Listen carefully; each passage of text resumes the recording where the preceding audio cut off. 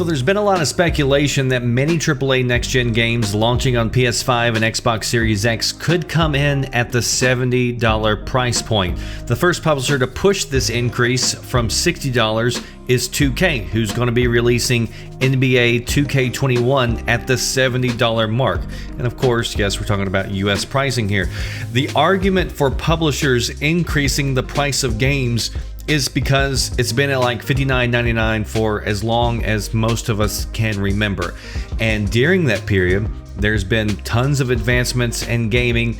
Artistry has gotten a ton better, the features, the game length, and of course there's caveats always with this, but I'm just talking about generally across the board. I think everybody would agree, if you look at games 10 years ago, they're definitely a whole lot better than what they were.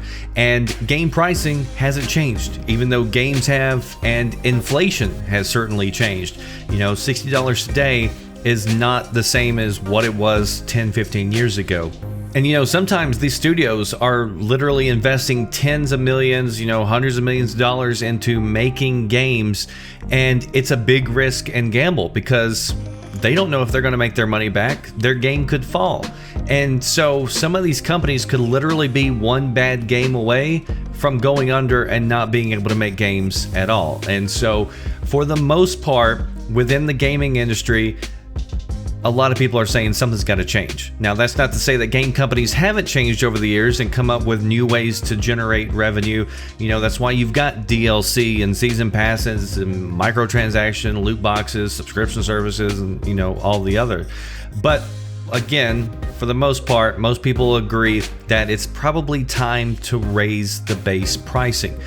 But Ubisoft has now commented and stated that at least this year, with Assassin's Creed Valhalla and Watch Dogs Legion, they are going to still be launching at the $60 price point on PS5 and Xbox Series X.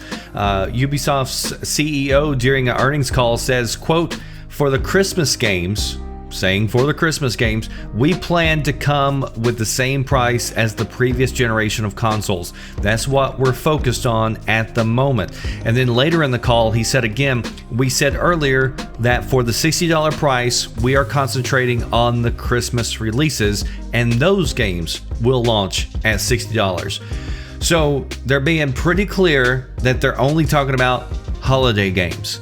And that leaves plenty of room to open the door to increase the pricing further down the line. Phil Spencer has also weighed in on the price increase, saying, quote, "As an industry, we can price things whatever we want to price them, and the customer will decide what the right price is for them. I'm not negative on people setting a new price point for games because I know everybody's going to drive their own decisions based on their own business needs. But gamers have more choice today than they ever have. In the end, I know the customer is in control of the price that they pay, and I trust that system." So, I mean, he's right, and that goes across pretty much any business. If somebody's going to raise the prices, it's going to be the customers who ultimately decide, yeah, I feel that your product is worth that price, so I'm going to pay it. And so if customers turn around and they don't believe that the game or whatever product is worth that price, then they're not going to buy it. And so I think what we're going to see here is that a lot of companies are going to take the wait and see approach to see kind of what the feedback is for some of these companies choosing to launch at the $70 price point. And it's not going to be a case where everybody flips overnight to the new pricing. But if more game companies do gravitate towards a higher entry fee, it could make subscription services like Game Pass even more appealing to others. So, you know, personally, I ain't got a problem with price increases as long as, again, it feels like the game is worth that price increase. Duh. So it wouldn't keep me from buying a game, but would it keep you from buying a game? Post your thoughts down below, and do you think by the end of this gen, we will see $70 as the new standard for AAA game pricing? I think we will. Look forward to reading your comments down below. Hit that like button to support the channel. I would certainly appreciate it. Subscribe. And that does it for me, the Red Dragon. I'll see you next time. Thanks for watching. Are you listening?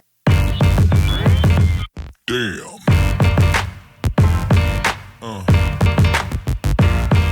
Yeah.